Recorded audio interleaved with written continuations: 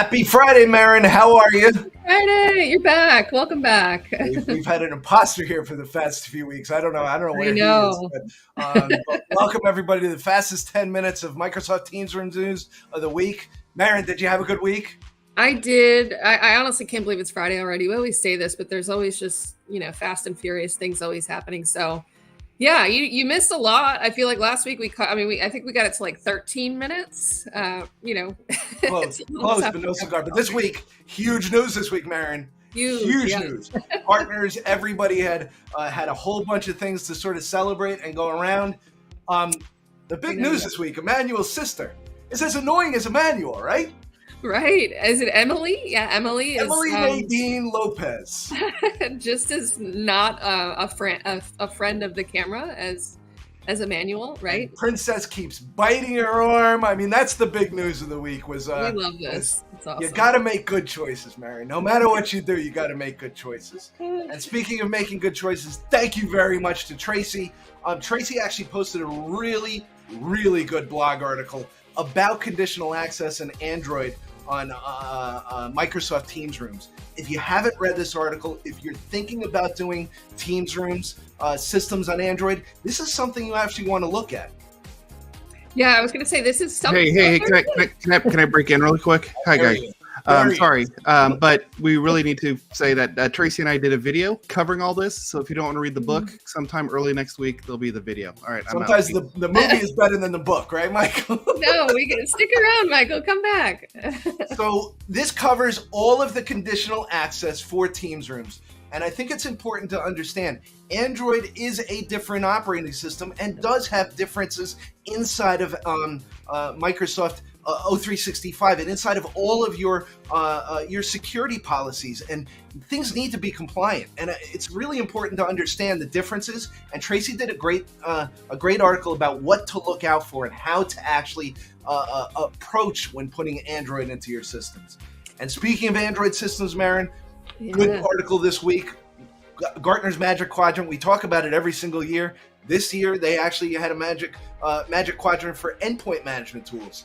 So this is new, right? I mean, I don't think I've seen this quadrant before, and always lovely to see Microsoft at the top right corner. That's where we want to be, right?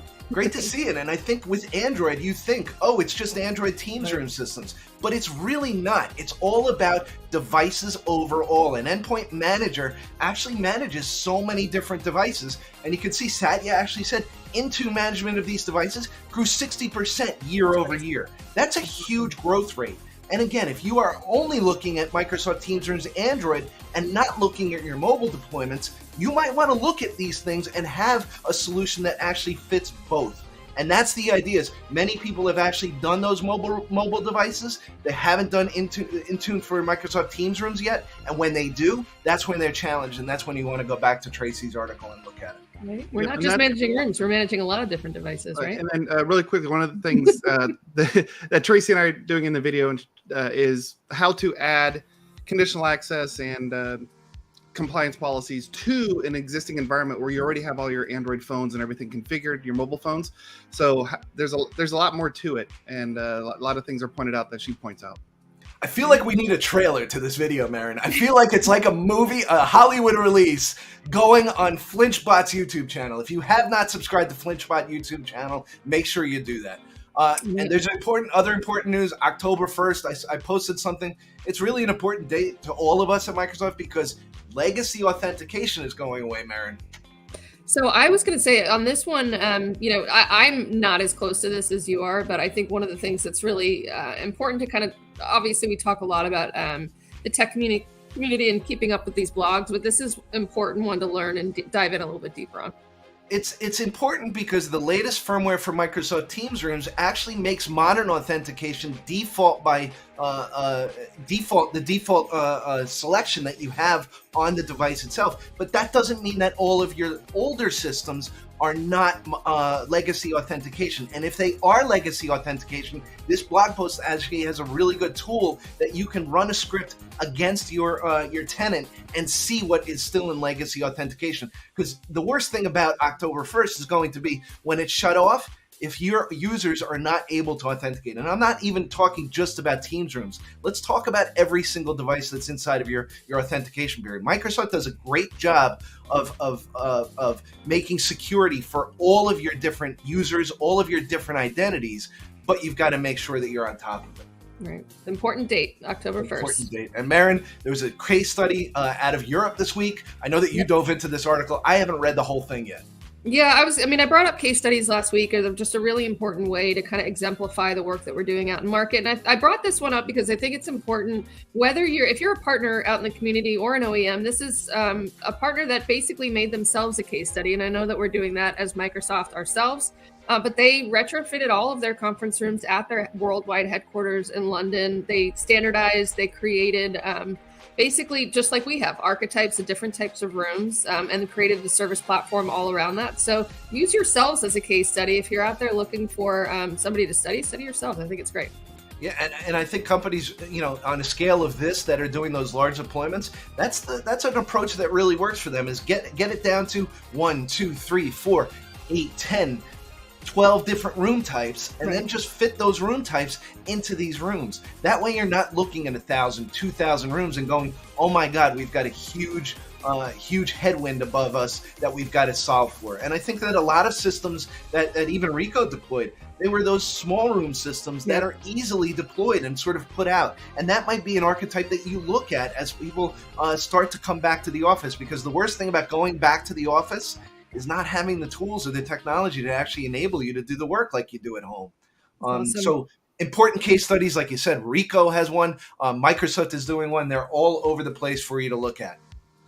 All right. The next one up is a blog post. I love blog posts, thought-provoking articles. This one is from AVI Systems, where if you were at AVI Live in San Diego, our friend Brad there did a keynote and basically talked about what's the one big thing that's changing in our industry. And I won't kind of spoil it here, but I thought it was a thought-provoking article to talk about just like you and I do every single week, where the industry has really changed around conference rooms. We're right in that chasm right now where we've got the early adopters and we're getting ready to go mainstream. So this is a really critical time in our industry. And there's a lot of comments on the article. I thought it very much was thought-provoking. So go ahead and check that out. And I think it's important. A company this week, actually, a global company actually announced they want people back in the office 3 days a week, and they're dictating you must come back to the office.